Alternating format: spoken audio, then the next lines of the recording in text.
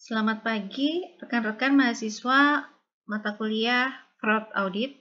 Jumpa lagi pada pertemuan ke-6 ini kita akan membahas terkait tujuan dan ruang lingkup dari audit investigasi.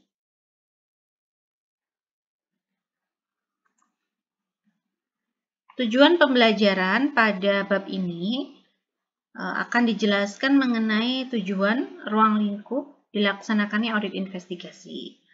Dan melalui pembelajaran ini maka diharapkan Anda, para mahasiswa, akan dapat memahami dan menjelaskan apa saja tujuan dan ruang lingkup dilakukannya audit investigasi.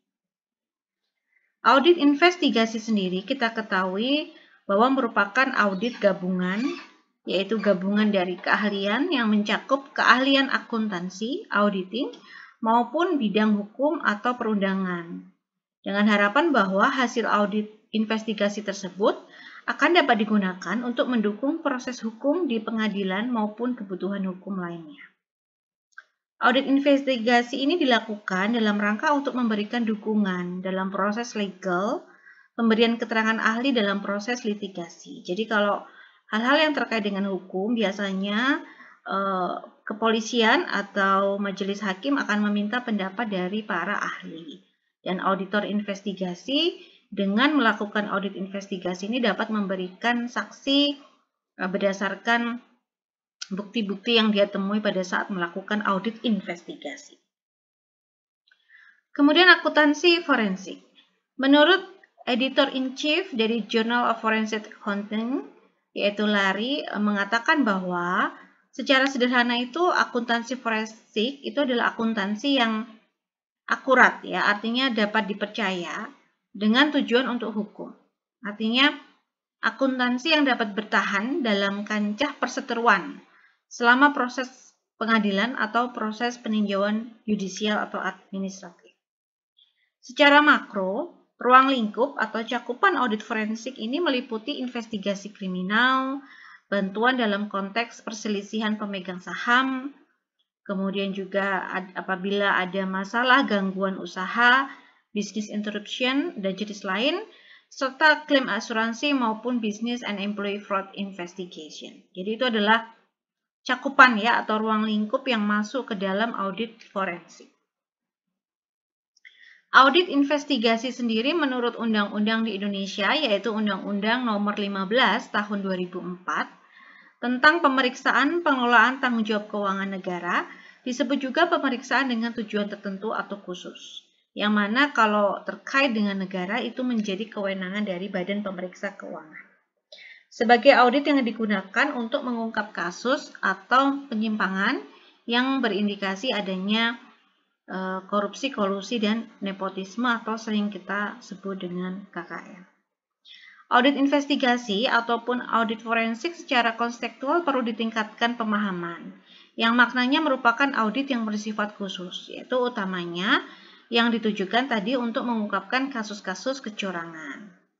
Dan juga merupakan suatu kegiatan pengumpulan fakta dan bukti yang dapat diterima dalam sebuah sistem hukum yang berlaku, dengan tujuan adalah untuk mengungkapkan terjadinya suatu kecurangan atau fraud. Dalam audit investigasi atau fraud audit tentu saja diperlukan intelijensia seorang auditor, ya. Karena apa? Karena para pelaku kecurangan ini juga sangat pintar, gitu ya. Jadi tindak pidana kecurangan semakin berkembang seiring dengan perkembangan intelijensi dari para fraudster ini, ya. Kemudian juga adanya perkembangan iptek, modern, digital elektronik itu juga menyebabkan tindak pidana kecurangan ini rawan terjadi. Misalkan adalah kecurangan dalam bentuk pencucian uang atau money laundering dan penggelapan aset. Tentu saja untuk dapat mengungkapkan kecurangan ini dibutuhkan peran dari lembaga yang mampu mengendus atau mencium, ya, gelagat, gitu ya, mencari tanda-tanda awal tindak kecurangan lebih dini dengan menggunakan suatu teknologi modern melalui sebuah sistem atau lembaga untuk menghentikan tindak pidana tersebut. Kemudian, audit investigasi atau forensik dapat juga merupakan pengembangan lebih lanjut atas hasil audit operasional. Jadi berangkat dari audit operasional, apabila terdapat hal-hal yang perlu ditelusuri lebih detail, maka biasanya auditor itu akan melaksanakan audit investigasi atau forensik. Ya, tidak saja audit operasional, namun juga audit keuangan yang memuat adanya indikasi KKN, ya. Jadi di garis bawahi yaitu yang memuat adanya indikasi KKN. Tidak semua kecurigaan dalam audit operasional maupun audit laporan keuangan itu akan merujuk pada audit forensik, tidak, tapi benar-benar yang berindikasi adanya KKN. Makanya kita kemarin minggu lalu belajar tentang red flag, gitu ya. Dan juga adanya konsekuensi terhadap kerugian keuangan negara kalau misalkan itu suatu badan pemerintahan atau keuangan perusahaan.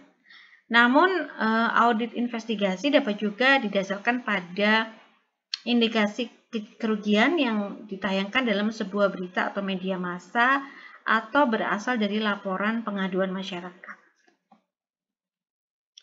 Indikasi resiko terjadinya kecurangan itu adalah kondisi, ya. Indikasi itu bisa disebut sebagai kondisi-kondisi yang dapat diidentifikasi resiko terjadinya kecurangan, yaitu lemahnya manajemen yang tidak menerapkan pengendalian internal atau tidak dapat mengawasi proses pengendaliannya.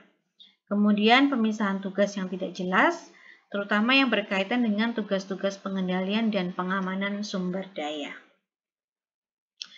Indikasi resiko terjadinya kecurangan juga terjadi apabila terdapat transaksi-transaksi yang tidak lazim dan transaksi itu tidak disertai dengan penjelasan yang memuaskan. Kemudian juga banyak dokumen-dokumen yang hilang dan informasi yang salah atau membingungkan. Itu juga dapat menjadi indikasi resiko terjadinya sebuah kecurangan. Kemudian kalau ditanyakan apa perbedaan antara audit forensik dengan audit reguler. Audit forensik di sini lebih menekankan pada hal-hal atau tindakan di luar kewajaran atau di luar kebiasaan, ya, maupun yang seringkali dikatakan pengecualian maupun keanehan. Kalau audit investigasi dan forensik merupakan suatu metodologi dan pendekatan khusus dalam menelisik kecurangan atau audit yang bertujuan untuk membuktikan ada atau tidaknya fraud yang dapat digunakan dalam proses litigasi pengadilan. Ya. Kemudian audit investigasi itu sendiri dibedakan menjadi dua, yaitu yang pertama adalah audit investigasi proaktif, di mana audit investigasi proaktif ini dilakukan pada suatu entitas yang memiliki resiko penyimpangan, tetapi entitas tersebut dalam proses awal auditnya belum atau tidak didahului informasi tentang adanya indikasi penyimpangan.